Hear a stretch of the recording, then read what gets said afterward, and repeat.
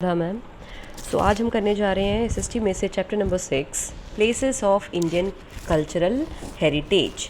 कौन कौन सी ऐसी जगह हैं हमारे देश में, स्थान है जहाँ पर हम कल्चरल हेरिटेज यानी हमारी जो धरोहर है, हमारी जो संस्कृति का इतिहास है वो देख सकते हैं। The cultural heritage of India is very rich and prosperous. Indian as well as foreign visitors are attracted to visit the places of cultural and natural heritage of India. In this chapter, we shall study about these places. हम जानते हैं हमारी सांस्कृतिक धरोहर जो है भारत देश की, वो इतनी ज़्यादा प्योर फॉर्म में कह सकते हैं और इतनी ज़्यादा मतलब फेमस है कि सिर्फ इंडियन ही नहीं, फॉरेन विजिटर्स भी यानी विदेशी सैलानी भी यहाँ पर आकर के इन स्थानों को देखना पसंद करते हैं। सांस्कृतिक धरोहरों को और कुदरती जो स्थान है उन सब चीज़ों को देखना पसंद करते हैं। तो इस चैप्टर में हम उन्हीं के बारे में पढ़ेंगे कि कौन कौन से ऐसे स्थान हैं। सबसे पहला जिसमें जगह आ रहा है जो हम पढ़ने जा रहे हैं वो है केव्स ऑफ अजंता। अजंता नाम आपने काफ़ी सुना होगा, अजंता की गुफाएं। तो यहाँ पे हम अजंता की जो केव्स हैं, गुफाएं हैं, उनके बारे में पढ़ने जा रहे हैं।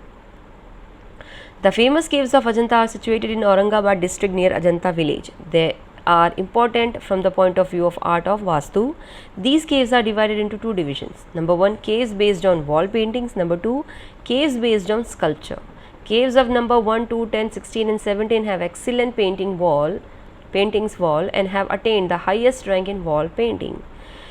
अजंता की जो फेमस गुफाएं हैं वो औरंगाबाद डिस्ट्रिक्ट के अजंता नाम के एक गांव है उसके पास में आई हुई हैं। ये इसलिए बहुत अहम मानी जाती हैं गुफाएं क्योंकि यहाँ पर वास्तु के पॉइंट ऑफ व्यू से कला को दिखाने का काम किया गया है। इन केव्स को कुछ छोटे छोटे डिविजन्स में डिवाइड किया, जिसमें पहला है ऐसी गुफाएं जो दीवारों पर की गई चित्रकारी के लिए मानी जाती हैं या फेमस बताई जाती हैं, और ऐसी गुफाएं दूसरी जहाँ पर मूर्तियों की रचनाएं की गई हैं यानी मूर्तियों को बनाया गया है, उसका रचने का काम किया गया है। जिसमें केव नंबर 1, 2, 10, 16 और 17 इतनी अद्भुत हैं कि वहाँ पर बनाई गई जो वॉल पेंटिंग्स हैं वो पूरे गुफाओं के कंपैरिजन में सबसे बेस्ट और हाईएस्ट रैंक वॉल पेंटिंग हमको इन गुफाओं में देखने को मिल सकती है। The theme of these wall paintings is Buddhist religion. Ajanta caves are divided into two categories. They are chaityas and viharas. Cave number 9, 10, 19, 16, 26 and 29 are chaityas, where the remaining caves are viharas. Ajanta caves were forgotten with the passage of time, but in 1898 AD, an English captain, John Smith, rediscovered them. अब यहाँ पे क्या बताया जा रहा है, ये जो वॉल पेंटिंग्स हैं ये बुद्ध धर्म से जुड़ी हुई बताई जाती हैं, उनसे इंस्पायर्ड हैं। अजंता केव्स को दो कैटेगरी में डिवाइड किया गया है, एक को चैत्या कहा जाता है, एक को विहारा। केव नंबर 9, 10, 19, 26 और 29 उनको चैत्यास कहा जाता है, बाकी के केव्स को विहारा कहा गया है। अजंता केव्स को जैसे जैसे समय बीतता गया लोग भूलते चले गए, लेकिन 1819 में एक इंग्लिश कैप्टन आए थे जिनका नाम दिया है जॉन स्मिथ। उन्होंने दोबारा से इन गुफाओं को ढूंढने का काम किया। Ajanta caves are the magnificent example of initial Buddhist art of Vastu, art of paintings and sculpture. Human interference and impact of time have greatly damaged them. Ajanta caves are famous not only in India but also in world for their extraordinary rich art. The fine blending of wonderful art of painting, sculpture and architecture of Ajanta caves have earned pride of for an Indian art. अब यहाँ पे क्या बताया जा रहा है, अजंता की जो गुफाएं हैं उसको काफ़ी फेमस इसीलिए माना जाता है क्योंकि उसके अंदर जो भी कलाकारी की गई है, भले मूर्तियों को बनाने का काम किया गया या वॉल पेंटिंग के बारे में बताया गया है, वो अपने आप में अद्भुत नज़ारा माना जाता है। किस धर्म के हिसाब से? बुद्धिस्ट कल्चर के हिसाब से, वास्तु के हिसाब से। वहाँ पे पेंटिंग हो, मूर्ति हो, हर एंगल से वो काफ़ी ज़्यादा भिन्न और अद्भुत माना जाता है। इंसानों का इंटरफेयर इतना ज़्यादा बढ़ता गया कि आने वाले दिनों में जो भी दिन आते गए, लोग विज़िट करते गए, तो वो गुफाएं धीरे धीरे ख़राब होती गई, डैमेज होती चली गई। अजंता केव्स सिर्फ इसीलिए फेमस नहीं क्योंकि वो इंडिया में है, बल्कि इसलिए फेमस है क्योंकि कला के क्षेत्र में देखने जाएं तो काफ़ी अलग तरीके से उसके अंदर कलाओं को विकसित किया गया था, भले वो पेंटिंग हो या स्कल्पचर यानी मूर्तियों की रचना करना हो। इसके अंदर आपको हर तरीके का मिश्रण देखने को मिलेगा, painting, sculpture, architecture of Ajanta caves के बारे में। क्यों? क्योंकि उनकी कलाओं की वजह से अजंता केव्स की जो रचनाएं हैं, जो वॉल पेंटिंग है, जो मूर्तियों को बनाने का काम किया गया है, वो भारतीय कला के क्षेत्र में सबसे ज़्यादा अहम रोल दिया गया है। अभी आपको पता होना चाहिए कि चैत्या किसे कहा जाता है। चैत्या ऐसा जगह होती है, टेम्पल हॉल माना जाता है, जहाँ पे बुद्ध धर्म के जो भिक्षुक हैं वो पूजा पाठ करते हैं। स्तूपा जो होता है वो सबसे इंटीरियर यानी सबसे अंदर के हिस्से में आया होता है, केव के खास करके एंड में। और विहारा का मतलब होता है जहाँ बुद्धिस्ट मोंक जो हुए हैं वो रहने का और पढ़ाई का काम करते हैं। अब देखने जा रहे हैं हम एलोरा केव्स के बारे में। Ellora caves are situated at Aurangabad district in Maharashtra. There are 34 caves in all. There are 3 groups of cave temples and they are different from each other. Ellora caves जो है वो औरंगाबाद डिस्ट्रिक्ट महाराष्ट्र में आया हुआ है। 34 कुल गुफाएं आपको यहाँ पे नज़र आएंगी और इन गुफाओं को 3 अलग अलग ग्रुप्स में डिवाइड किया गया है। कैसे? पहला आता है 1 से 12 बुद्धिस्ट केव, 13 से 29 हिंदू केव्स, 30 से 34 जैन केव्स, यानी धर्मों के हिसाब से केव को डिवीजन दिया गया है। Hindu caves are built during the reign of Rashtrakuta dynasty. Kailash temple is situated in the cave number 16. It is 50-meter long, 33-meter wide and 30-meter height. This temple is carved out of a single massive rock. This temple is adorned with beautiful doors, balconies and series of pillars. The beauty of temple cannot be described in words. They are constructed during the time of 600 AD to 1000 AD. It is a live display of ancient Indian civilization. Caves dedicated to Hindu, Jain and Buddhist religions. Ellora campus is not only an example of magnificent creation of art but also best example for excellent technology. Moreover, it describes about the patience of Indians. तो इन caves को हमने देखा बुद्ध धर्म में 1 से 12, 13 से 29 हिंदू और 30 से 34 जैन केव्स देखने को मिलते हैं। हिंदू धर्म से जुड़े हुए जो गुफाएं हैं वो ऐसा माना जाता है राष्ट्रकूटा डायनेस्टी जब रूल करने आई थी उनके समय पे बनवाया गया था। उसके अंदर आपको कैलाश टेम्पल देखने को मिलेगा जो गुफा नंबर 16 में आई हुई है, जो 50 मीटर लंबी, 33 मीटर चौड़ी और 30 मीटर ऊंची देखने को मिलती है। ये जो मंदिर है वो एक बड़े से पत्थर पे बनवाया गया है। ये मंदिर की कलाकारी ही इतनी सुंदर है कि वहाँ के आप दरवाजे के बारे में बात करें, बालकनी के बारे में बात करें या पिलर्स के बारे में बात करें, अगर आप देखेंगे तो बस देखते ही रह जाएंगे। इसकी जो खूबसूरती है वो शब्दों में बयान नहीं की जा सकती। ऐसा माना जाता है इनको बनवाने का काम 600 एडी से लेकर के 1000 एडी के बीच में किया गया था, जो अपने आप में एक अद्भुत नज़ारा देता है किसका? इंडियन सिविलाइजेशन का, एंशिएंट इंडियन सिविलाइजेशन का हमें दर्शन करवाता है। ये गुफाएं जो हैं हिंदू, जैन और बुद्ध धर्म से जुड़ी हुई हैं। एलोरा केव सिर्फ अपने कला के क्षेत्र में ही नहीं बल्कि टेक्नोलॉजी के लिए भी काफ़ी ज़्यादा फेमस माना जाता है। और इतना ही नहीं, हम ये भी कह सकते हैं कि इसको बनाने वाला जो व्यक्ति था, जो भी कलाकार था, उसकी जो धीरज का काम जो है वो भी इस गुफाओं के द्वारा ही हमें देखने को मिलती है। Now let's see Elephanta caves. These caves are built in the Arabian Sea, 1200 kilometre away from Mumbai in Maharashtra. There are 7 caves in all. ये जो केव है ये अरेबियन सी के किनारे बनाया गया है जो मुंबई महाराष्ट्र 12 किलोमीटर दूर आया हुआ है। इनके अंदर कुल आपको 7 गुफाएं नज़र आएंगी।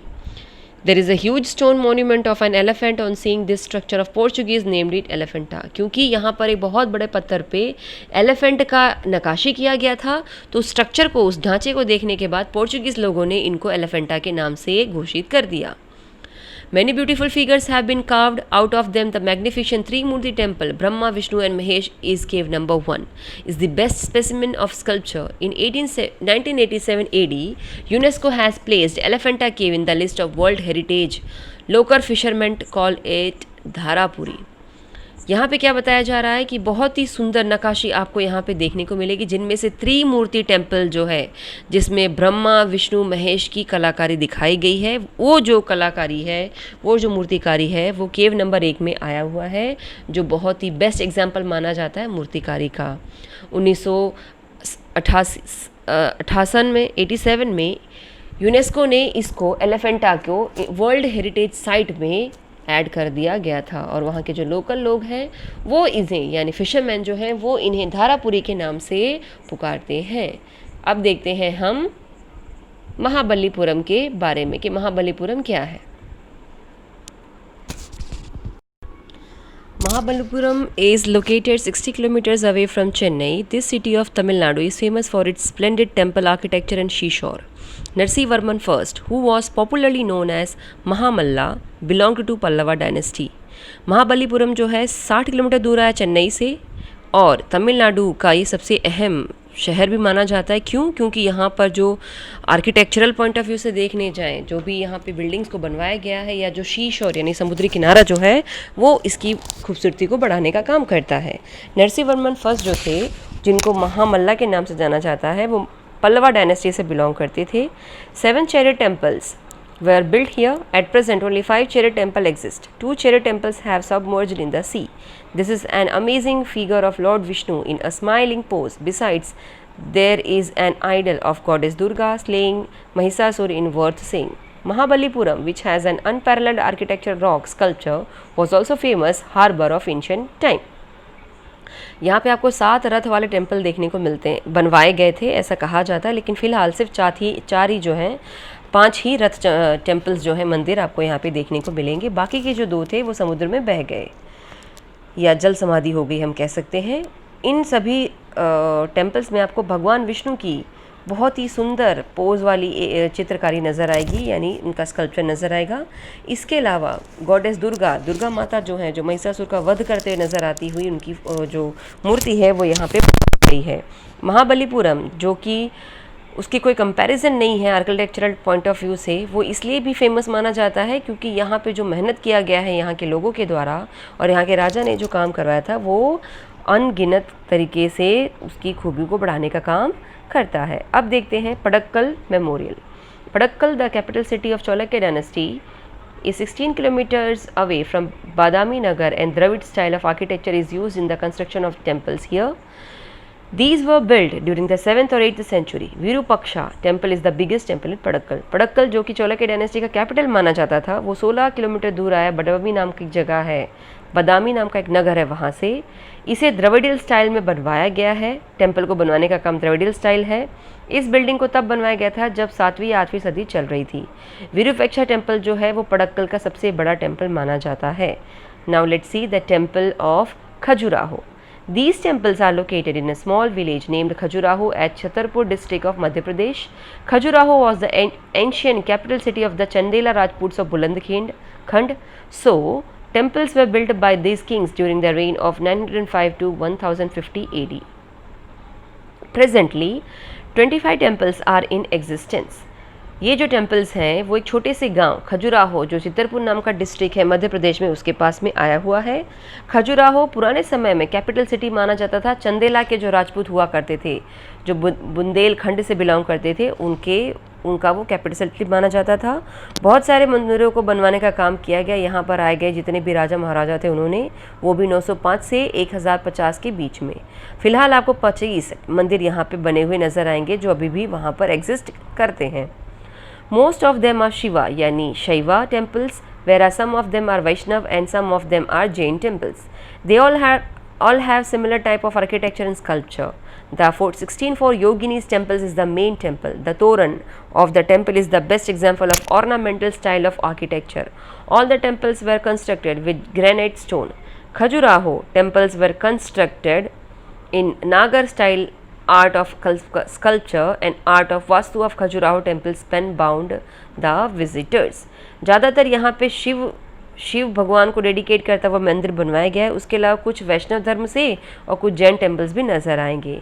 इन सभी को बनवाने का काम ऑलमोस्ट सेम तरीके से किया गया है, भले वो उसको शेप देने का काम हो या मूर्तियों को ऐड करने का काम हो।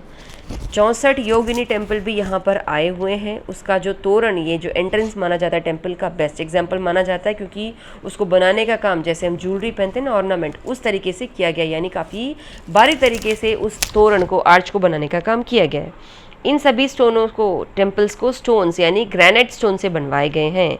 खजुराहो टेम्पल जो है वो नागर स्टाइल में बनवाया गया है और वास्तुशास्त्र के हिसाब से खजुराहो टेम्पल को जो है वो उनके आने वाले जितने भी विजिटर्स हैं उनको वो निशब्द कर देते हैं, क्योंकि उनकी जो खूबसूरती है वो इतनी ज़्यादा अद्भुत है कि वहाँ जो कोई भी उस जगह को देखने जाता है उसके पास शब्द नहीं होते हैं उस खूबसूरती को बयां करने के लिए।